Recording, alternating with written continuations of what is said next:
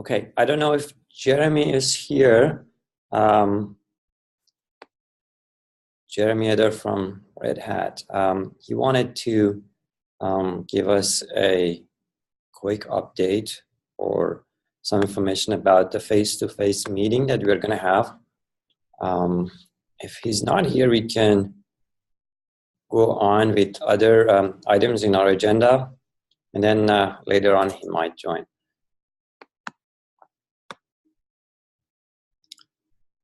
Okay, so the first item that I wanted to talk about is a quick basically update on the work items for 111 priority and preemption.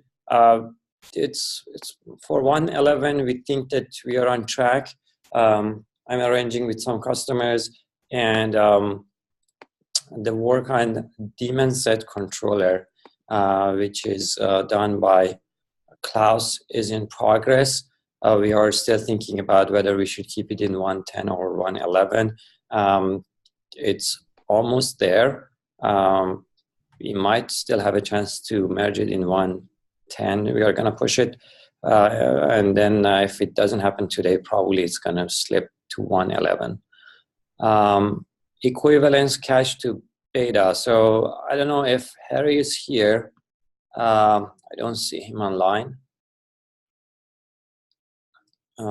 Yeah.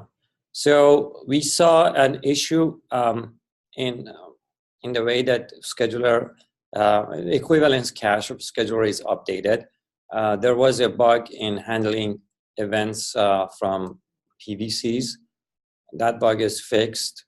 Well, particularly, it was not particularly PVC, but the way that PVC was affecting one of our functions, and the fact that it was not releasing the lock and updating the cache was causing a timeout. That bug is fixed, so we think that it's on track. So we need a design doc for policy library of scheduler that Klaus is going to work on. I don't have any update on that. Design doc for gang scheduler. Klaus has written an early version of the document. I saw it. It's still pretty rough. We need to work on that.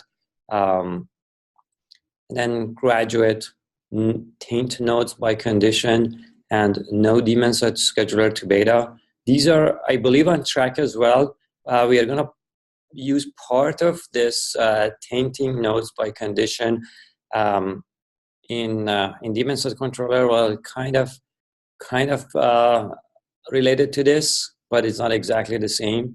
But anyways, these are on track. We are seriously hoping that these are going to be in 111. Design document for scheduling framework. So I've started writing this document. Probably it's going to take a little while until I hash out a lot of details because there are so many subtleties involved. I'm going to share it as soon as I feel like we have a reasonable first draft of the document. These are all the updates from my side. If other people have anything to add for the features that you're working on, please go ahead. I see something in the chat. Okay, Jeremy said that he's going to join soon. Yeah, I'm here. How's it going, guys? So, okay. So there was another issue that I created recently. Red Hat folks, Avesh and Ravi, had been working on a document as well to create priority, basically default priority or specify default priority in certain namespaces. I also created this issue that I've linked in the agenda. So I believe we need to have a scheduling policy that, well, this is kind of different. So basically, this is a policy constraining the scheduling properties of pods. If you look at that issue, this includes like allowed priority classes or maybe default priority classes as well, allowed tolerations, allowed affinity and anti-affinity, or particularly node affinity and pod anti-affinity, and also specifying maybe the default scheduler that you want to have for your pods and stuff like that. We don't have any policy today for any of these matters, and we would like to have those at some point, hopefully in 1.11, but I'm not so sure if we can get it in 1.11 on time for 1.11. But we would like to work on them. And I would also like Avesh and Ravi, if they are here, to tell us what they think about having a more like holistic policy here, as opposed to having like individual components or individual properties in the scheduler that addresses each one of these separately. What do you guys think? Yeah, I mean, I agree. Like, it would be helpful to have some holistic policy that covers more features of Avesh, Ravi? scheduler. Can you hear me or no? I can hear you. Bobby, can you hear me now? Okay.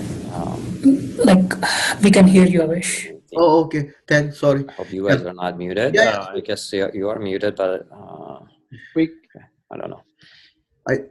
Yeah. So basically, what I was thinking. Anyways, since Jeremy has joined, Jeremy, why don't you go ahead and tell us I don't about think the you can face hear mask, us. and then we can continue.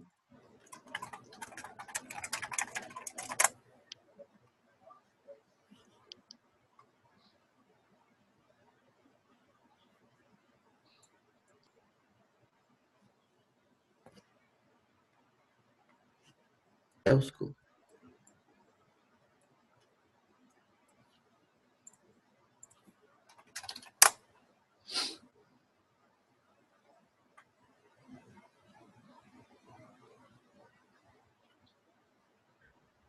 Let's see if Bobby can hear us. Then maybe we can. Okay, was that a problem? I can't hear you guys now. Maybe my computer had an issue.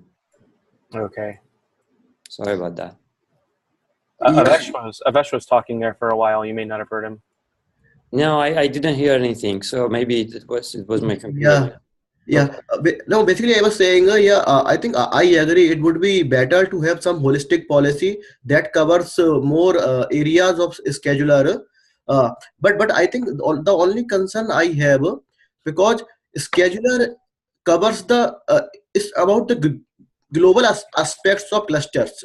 Like right now, we have been talking about several policies, several policy constants that is per namespace. I'm not sure to have per namespace constraint and the policy based on that inside the scheduler. If something is global, I think that would make more sense as part of a scheduler policy than having some policy that is just per namespace. Yeah. So to be clear, I'm not talking about necessarily a scheduler policy. Sorry about that if this was confusing, but this is probably going to be a global policy that is going to affect the scheduling decisions. So this is not going to be something necessarily inside the scheduler that only a scheduler cares about. It's actually about a policy that affects maybe even pod creation, for example. So when you create a pod, this policy may affect the decision of what kind of tolerations you can add to that pod. So this is not necessarily a scheduler policy, but it's more like a policy that affects the scheduling decisions, but not necessarily inside the scheduler only. So it seems if let's say if we want to have something like more centralized policy where like different parts of the system, let's say for example admission plugins, scheduler, and maybe other components of the system can access.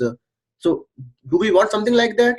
Like we have some sort of centralized policies where different parts, different components of the system are accessing that, and whatever is appropriate to them, they are taking action based on them. Yes, that's something that I had in mind. This is, for example, as I said in that issue, this is something that, for example, tells us whether a particular node or like pod affinity, for example, or anti-affinity makes sense. So if we don't have such a policy, someone could create a pod with an anti-FNAD that prevents any other pod in the cluster to be scheduled in the same zone, for example. Stuff like that. So, or tolerations. Someone could possibly add a toleration to his pods, letting them schedule on nodes that have special hardware. Our current approach to protect nodes with special hardware is to taint them with that, with a particular taint, and then let pods tolerate those taints. The pods that really require those resources to tolerate those taints, so that they can be scheduled on those nodes, but not other pods can be scheduled. Stuff like that. So if a user can add a toleration arbitrarily to his pods to tolerate anything in the cluster, then none of these techniques will be used. That's why we thought maybe we should have these policies. Yeah. I agree. And Bobby, sorry to interrupt you. It's definitely like I think we agree. We should have some policy like that, and it covers more aspect of scheduling features. But it seems like there are some people on this call and like from release team, and they are looking for some more info. Maybe we can discuss about that, and maybe after that maybe we can continue our discussion. Sure, sounds good. Yes. Josh and other folks, take it. Okay, so the first thing is, since I guess I can't talk to Klaus until tonight, for the rest of SIG scheduling. So if we're looking at bumping the rest of daemon set scheduling to 1.11, a bunch of things have already been committed, including test changes. So does anybody else have an idea of how that would affect the stability of 110, whether or not we'd need to back additional things out? So those changes are all disabled by default. So those are flag gated. Okay. I don't think we have any major issues. In general, if the tests are green, the way we've always done things in SIG scheduling since Epoch is to graduate them slowly over time. So we would not wholesale. You would see signal coming in from some of the tests are not green, actually. Which tests are those? There's a couple of them that are being affected by taint, etc. I can look up. Yes, but those were in alpha cluster, the alpha cluster tests. Yeah. And in alpha cluster tests, this feature was on, right? Mm-hmm. So yes, you're right. These are pretty special tests. These are not a regular like operation, but you're right. In alpha clusters, we need to have this new change that Klaus, the PR that basically is currently waiting approval that Klaus has sent. We need that one, or we have to take those out if we really want to have those tests pass in alpha systems or alpha clusters. Okay, that was what I had to ask. And then Jennifer has some questions about release notes. Sure. Yeah, I originally had questions about the doc for the daemon set stuff, but it sounds like that's an all or nothing thing. So if we don't go into 110, I can just pull the doc. We don't need pieces of it. So, and I'll take that up with Josh and Klaus separately. But the other thing that we are trying to do is get folks' eyes on the release notes because we need to get those cleaned up for the release. And there's a number of questions addressed to members of this SIG still outstanding in the doc. I will paste the link here and I will send it to your Google group too, if that will help. Yeah, that would be awesome if you could send. Actually, some folks reach out to me and ask me to comment on some of them, and I did. I don't know if there is anything else which is left to be done. Okay. Last word I had 2 hours ago, there were still some outstanding items, which is why I'm here to pester you. Oh, no problem. So sure, I'll be happy to help, and I don't know if I have the full context of everything, but feel free to assign to me directly in the comments, and I'll be happy to help. Okay.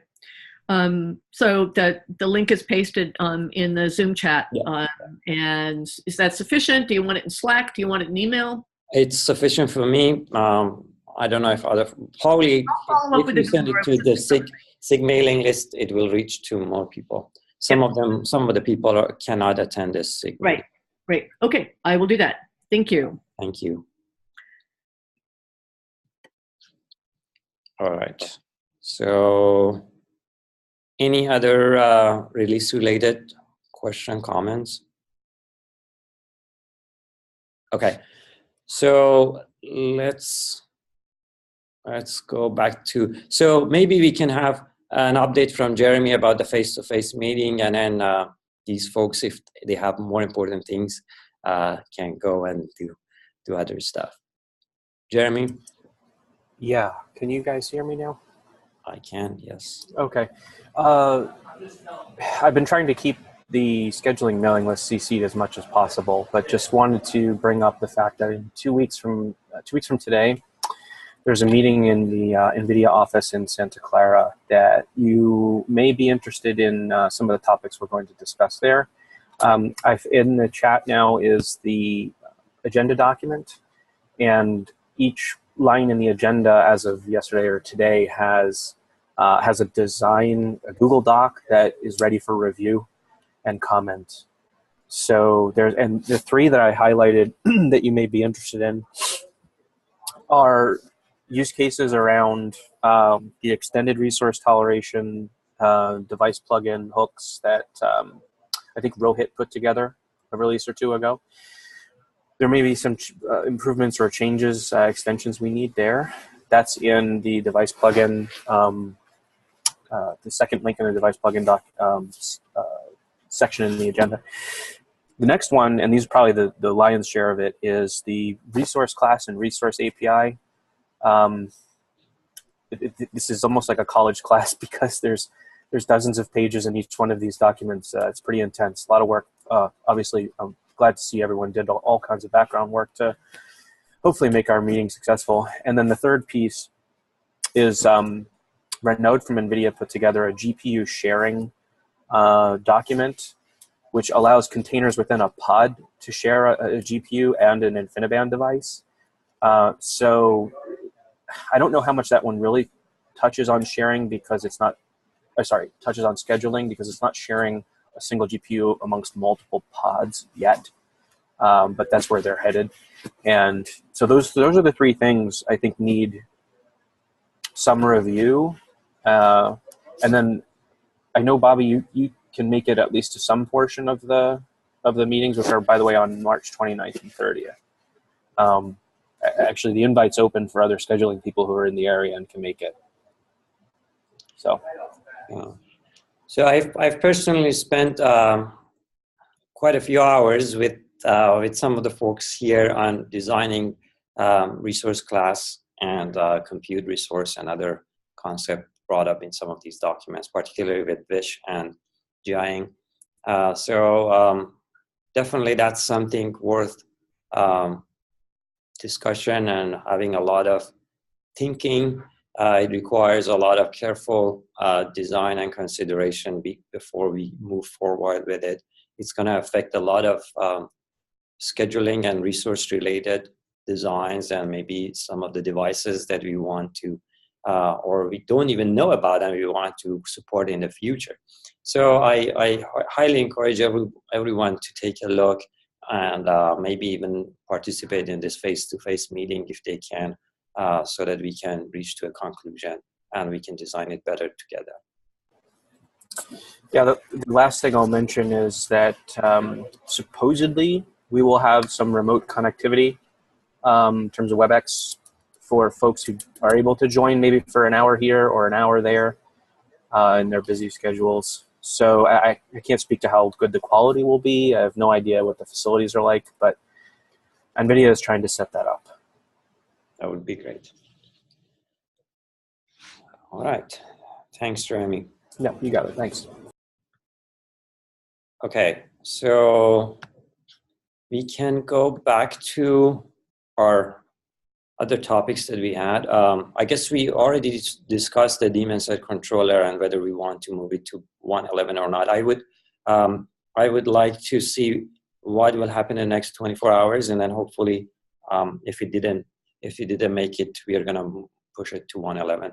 And as Josh said, in order to make some of these alpha cluster tests green, we have to pull out some of the already checked in PRs, or already merged PRs.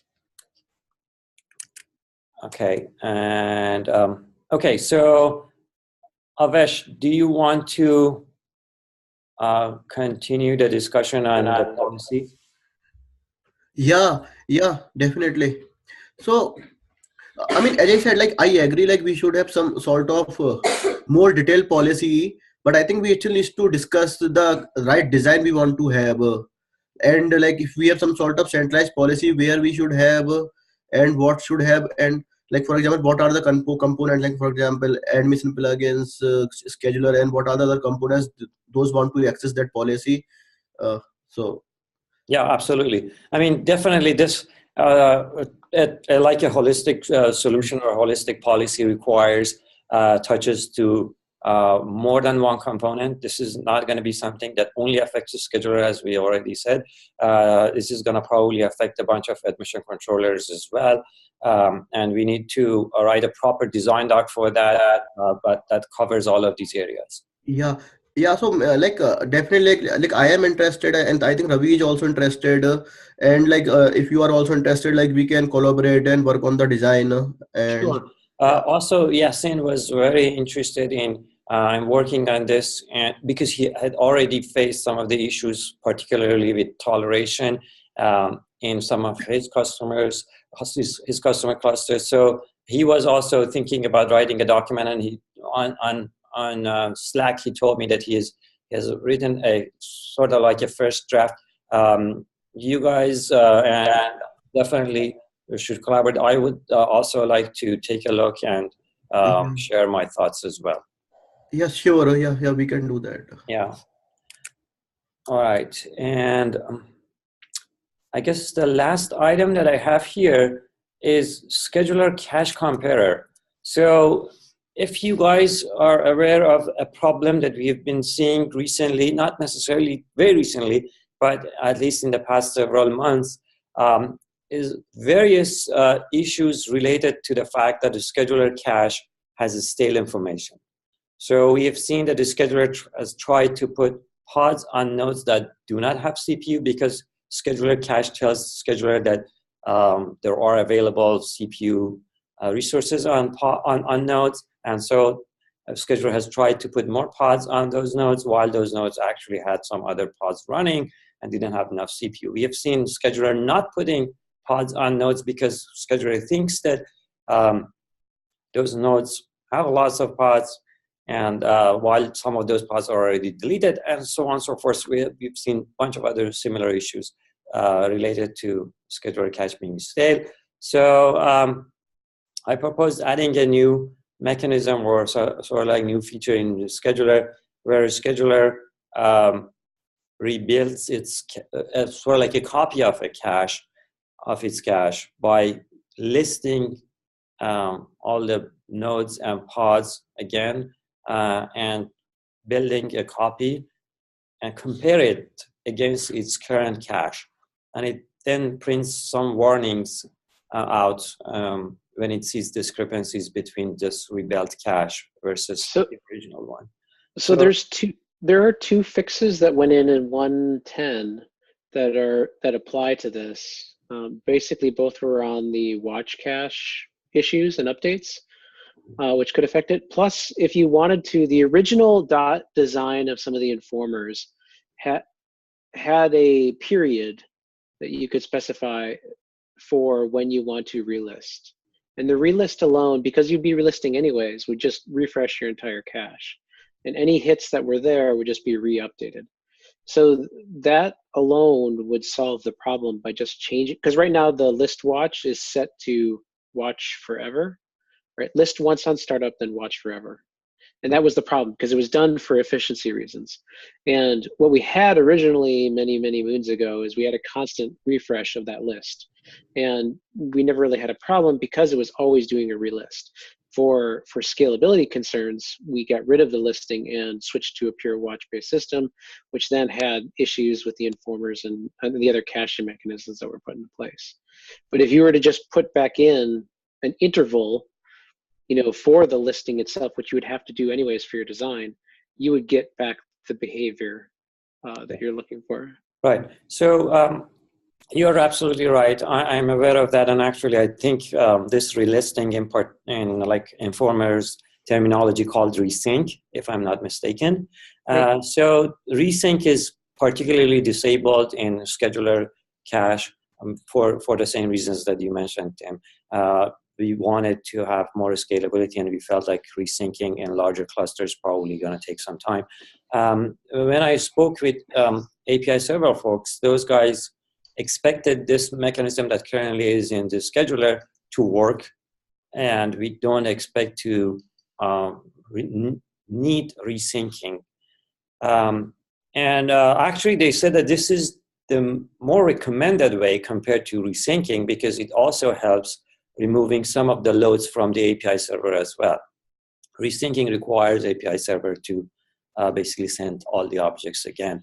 And this is apparently a more recommended way. That's why we are thinking about trying to debug this issue. We are not 100% sure if this issue is necessarily in the scheduler cache. It could actually be something on the Informer side as well. Maybe Informers don't send us all the events. Do you still see it after these fixes, though? I mean, like, have you still seen the issues after the recent Informer fixes? Yeah, so, we don't necessarily run the most recent version of Kubernetes in GKE, but I keep seeing this issue coming back. So today, actually, one of our SRE folks pinged me with a similar issue, again, in yet another cluster. I believe they are running Kubernetes 1.9. It's, of course, not 1.10. But it's 1.9, and they are seeing this issue. And there are a few issues actually in GitHub as well, which are related to the issue. And some of the folks have recently mentioned that they are seeing similar problems. That's why we built this like relisting or resyncing and building this copy of the cache and comparing it. So this is currently invoked by sending a signal to the scheduler. So it'll be great. I think it'll be a great debugging mechanism for folks who want to look at the issue that we are dealing with. So we try hard to fix this problem if we can, but if we really fail to fix it, we will probably eventually have to re-enable the resync mechanism that we used to have at some point in the scheduler.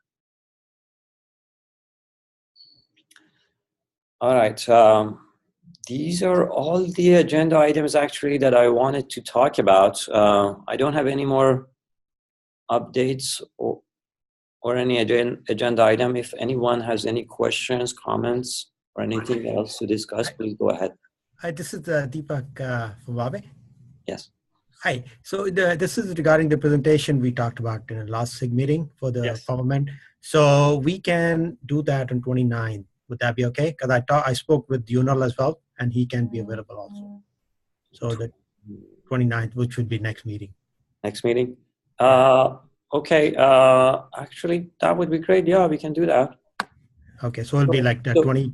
Yeah. So how long do you think your presentation will be? Is it? Well, I was gonna ask you. So maybe 20, half an hour kind of thing, or? Yeah, half an hour up to 40 minutes should be great. Okay. Hopefully, we will have enough time to discuss other items as well for the meeting. Great. And then another follow-on question. This is for Jeremy. I'm sorry, for Tim. So you saw the email, the GitHub. Brian mentioned that you don't need to put a prefix now for the repo. Yeah, there was a recent change. We just talked about it yesterday too. So do you want me to switch out and change the name? Yeah, I mean, that'd be good. Yeah. So sure, I can do that right now. Okay. Good. So the prefix is basically removing the scheduling prefix from the repo? Yeah, so there's a tag now that we use across all the repos to see what's associated with a given SIG. So there's a tag at the top of every repository, and you can sort via that tag and search via that tag. Okay, sounds good. All right. One more thing that I wanted to bring up is scheduler extender. Say if you are going to move towards a plugin-based model that you are proposing, Bobby, what is the role of scheduler going to be? Is it still, is it going to be in place, or how do we see the future of extender? So what I have in mind is to have two plugin mechanisms. One is similar to what we have, like a webhook. This is probably going to work well for those folks who don't want to recompile the scheduler, and their extenders do not need to have very high performance. That's one. The second mechanism is sort of like built-in plugins. These plugins are still plugins, somewhat similar to what we have today for predicates, but what I have in mind is to make them a little bit more explicit in a way, or more flexible in a way, so that they can be easily added or removed, and probably we are going to have a little bit more flexibility in the interface where we call them. But anyways, the second mechanism is a series of plugins that are compiled with the scheduler and then registered with the scheduler, and the scheduler calls them at some point during its scheduling cycle. So the extender would be the first type of plugin, which is similar to a webhook that you are mentioning. The webhook version is going to be similar to the extenders that we are going to have today, and this is going to be like the sort of like slower mechanism, which does not need to recompile the scheduler. The second mechanism is similar to predicates in a way. Basically, we are going to have a bunch of plugins inside the scheduler code base. Those guys are going to be faster plugins, which are going to run in the same process and are going to have access to scheduler cache, etc. So those are going to be the faster mechanism that we are going to have. Okay, I asked this because Harry wanted to know this. Like he's interested in using that for FPGAs and all that.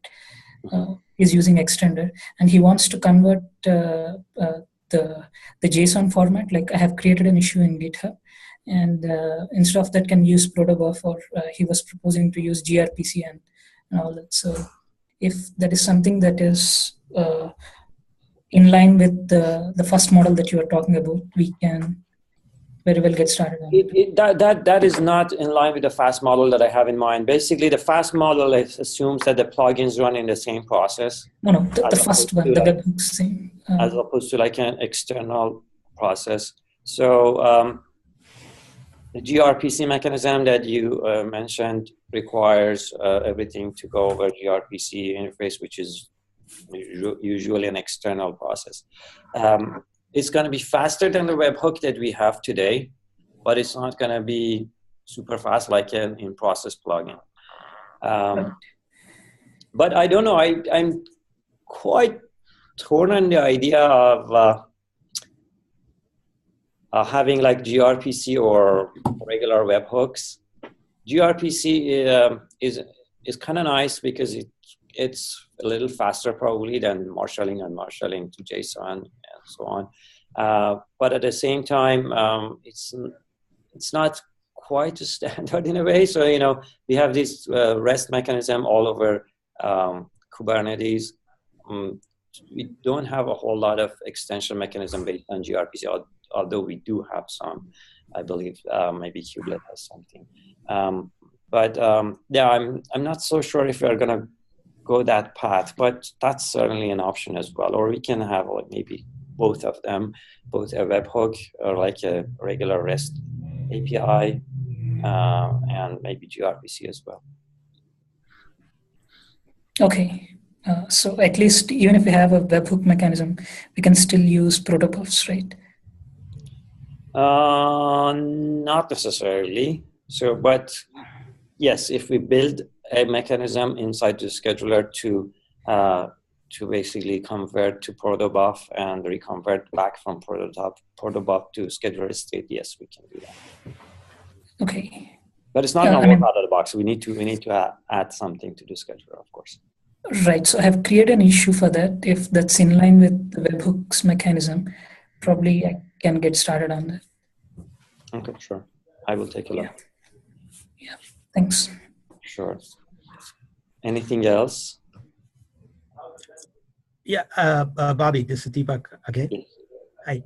So just one, maybe I can do that in our mailing list as well.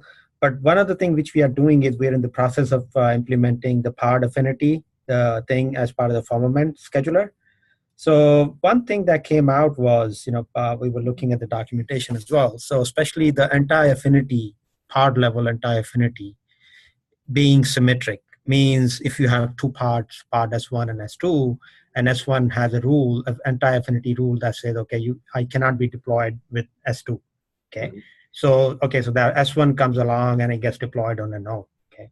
And now the S2 part comes along, but it does not have any rule in it. So it seems the fact that anti-affinity is symmetric, the scheduler makes sure that he's going to check all the parts to ensure that there's no conflict with this particular part. So essentially what that means is if any new part that comes along, which doesn't have any rules, anti-affinity rules in it, we're still going to check all the parts to make sure if any existing running part is in conflict with this new part. Though that's a lot of processing. Maybe I don't know if is this correct though, or does that make sense?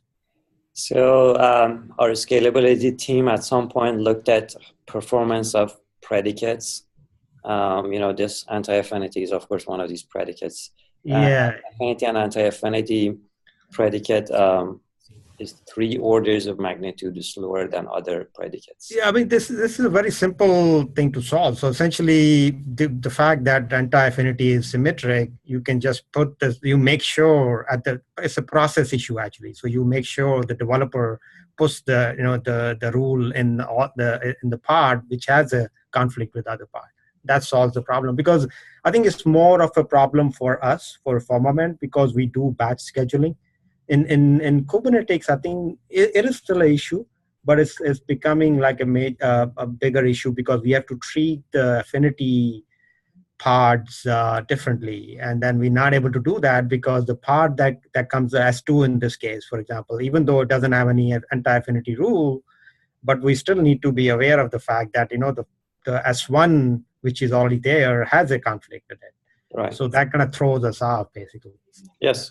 You're right. Although this is correct. The requirements for the affinity and the affinity is correct, but I didn't quite understand the solution that you mentioned. You said what would be the solution? So what I'm saying is, so let's say I have 2 parts, part S1, and in S1 you clearly specify, okay, anti-affinity rule S2. Basically, I cannot coexist with S2. Okay, sure. So that's fine. So, but the part S2. Currently, there's no. So if you can force it's a process issue. I don't think system can enforce that. But if the user, the developer, or whoever deploys that part S2, he needs to make sure that he has the anti-affinity rule opposite of that, basically. So that way, you don't need to worry about it, because then you don't need to check all the incoming parts which do not have anti-affinity rules in it. You only check for. So that kind of solves the problem. So basically, you're saying to remove the symmetric sort of property of. No, not remove it, but you enforce it actually at the part definition level. You could do it on admission. So like on admission, you could verify that any exactly. Exactly. Yeah. So that's what I'm saying. It's not a matter of admission, right? Yeah. No, it's modifying the pod spec on it. It'd be like a webhook. I'm not quite understanding the solution. So you're saying that S2 must have an anti-affinity in that case? No. So let me rephrase that again. So part S1 and S2. So S1 has anti-affinity rule. S2 means I cannot coexist with S2. And sure. Currently in the system, we allow part S2 to come along, and it doesn't need to have any rule in it, anti-affinity rule for S1. So, and because of that, we end up scanning all the, we make sure that before we deploy S2, we make sure that there's no other part in the system which is in conflict with this incoming part, you see. So what I'm saying is, if the part S2 very explicitly had an anti-affinity policy which is opposite of S1, that says S2, anti-affinity S1, basically. Well, so that kind of solves the problem, basically. Yeah, but if the user doesn't put that, then he has to suffer. I mean, it's a process issue. Yeah. But I think it doesn't sound very scalable.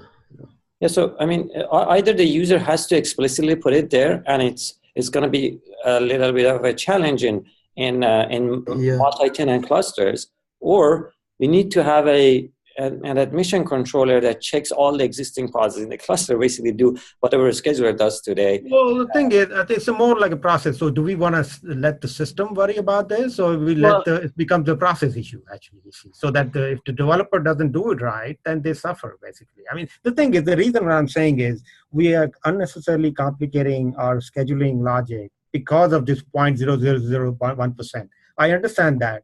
So process, the reason I keep saying process issue means is that, it's not going to be bulletproof. So if somebody makes a mistake, they pay a penalty for that, basically. I have no doubt that this is actually, I also believe that the mechanism is a little too flexible, and which may not necessarily be needed.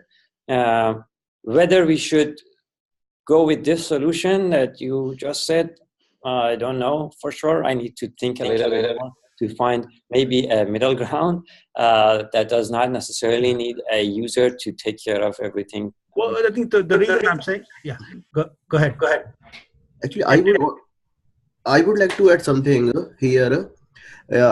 First of all, I think the way that asymmetric anti-affinity is working, let's say, as you said, like S1 has anti-affinity to S2, and S1 gets scheduled first, and then when we want to schedule S2, we are checking all the pods on that node. I'm not sure that's really happening. In fact, what's happening, S2 is getting scheduled on a node where I mean, it is possible S2 could be scheduled on a node where S1 is already scheduled. So I think that's not wrong. That is wrong. I mean, that should not happen. No, that's not the case. Actually, the scheduler checks all the existing pods in the system. No, the reason is because of that. I think we had discussed previously that in this scheduler we want to check if there are any pods that are violating anti-affinity policies, and in that case, if that is the case, we should evict those pods. In today's implementation of a scheduler ensures that anti-affinity is going to be respected. Even for estimate, like when S1 is scheduled, that is anti-affinity to S2, like S2 cannot be scheduled there. Yes. Even it does not specify any. Yeah. Yes. Yeah, that's what it says. Yeah, that's what the documentation says that too. Yeah. That's what the implementation is as well. Okay, because the thing is because of this the same issue, like we have some strategy in this scheduler, like whenever we see like some pods are violating anti-affinity policy, like we can evict those pods. Let's hear what Tim is saying. So I don't think the policy enforcement. I mean, sometimes like you're saying process, but in the nomenclature that we use, at least in this version, we call it policy. So I don't think having I don't think there's anything bad necessarily with having the strict policy, right? We just never explicitly specified it before. That says like if you say anti-affinity on S1, that basically implicitly implies the anti-affinity on S2 from S1, right? This is we currently do, but I think that's the problem though. Yeah. I think if we enforce that policy, I mean, we're still in beta, right? And so we're still in beta. We can actually make that policy shift. I don't think that's crazy. I think. Yeah, because that can solve, because unnecessarily we can all the part. So it gets even more complex for us because we're doing batch scheduling, and for us, we are processing parts which are not even scheduled. So, and we want to treat them differently. Now, if we start doing that, and we can't, so we can zero in on the affinity part which has the anti-affinity rule, and we can treat them differently. But the part S2 does not have an anti-affinity. How do you treat them? So essentially, we're going to end up doing the same thing what default scheduler does. That defeats the whole purpose of firmament. Yeah, it does. And also, like we have like two, like soft. I think in for a pod anti-affinity also we have two types, right? One is soft, one is hard, right? Yeah, I think Avesh, what you're saying, the eviction thing is one that says there's exclusive. I think the required, and the other one is in that case he will evict the part. The other one he may or may not evict it. Yeah, preferred and required, like soft. Preferred and yeah. Yeah. In case of preferred, it's of course it's not guaranteed, but required scheduler actually does check. And I think where like we have required, that's where like we have more performance issues, right? Yeah, exactly. That's right. Yeah, exactly. Yeah. Yep. Yes. So I don't have a very great answer to how to solve this problem, but one thing that I know for sure is that this is not going to scale, and we need to change it.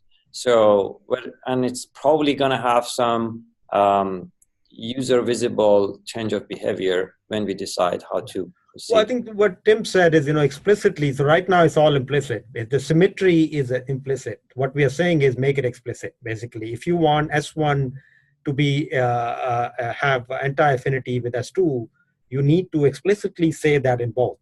Basically, so basically, what you're saying essentially is to make the symmetry manual, right? Manual, exactly, manual. Yeah, I mean, so the thing is, yeah, it's not a big deal though, because it's a 0.001% of the cases people are going to use it. And we unnecessarily complicating the So I hear what you're saying, although I don't like the user experience with the manual one. So if, for example, a user does not put the anti-affinity in both S2 and S1 and put it, let's say, in only one of them, depending on which one schedules first, both of them may end up in the same, depending on the topology. Yeah, they can. Yeah, both of them may or may not end up on the same node. So that's a horrible user experience, in my opinion. No, I don't think there's a rule. I don't think there's an issue for affinity. The issue is only for anti-affinity. Affinity, right? Affinity, affinity is not symmetric. Exactly. So only anti-affinity is symmetric currently. I'm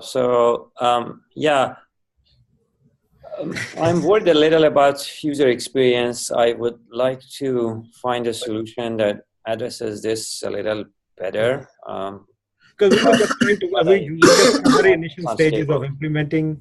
Very initial stages of implementing part affinity. We already implemented node affinity in Firmament, and we are about to do that. And we were pretty sure that this is how it's going to work. We're going to treat these parts which have anti-affinity rules or affinity rules differently, because we're going to queue them up basically. So in order for us to do that, and then we saw this documentation, and that kind of threw us off. I understand. This is definitely something that we need to also work on even for the default scheduler. And this is not something that is causing problems for you, but it's also causing performance issues in the default scheduler as well. Yeah. We made some little improvements in terms of performance and all by doing some optimization. For example, if the topology key is only the node, just check pods on that particular node instead of checking all the pods in the cluster and stuff like that. But these are not enough to really address the problem.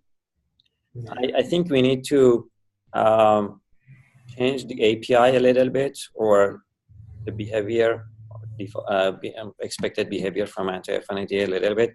I would like to work with you guys. I don't know if this is, of course, one possible options. One of the possible options to just remove the symmetry and make it manual. I would also like to see a couple other options. If you have any ideas, please share them with me, and then we can make a decision. No, definitely. We're not there yet, I think. So what I just wanted to we just trying to build, we just starting kind of small and build out as we kind of extend it. And obviously we're going to do that as part of the incubation thing.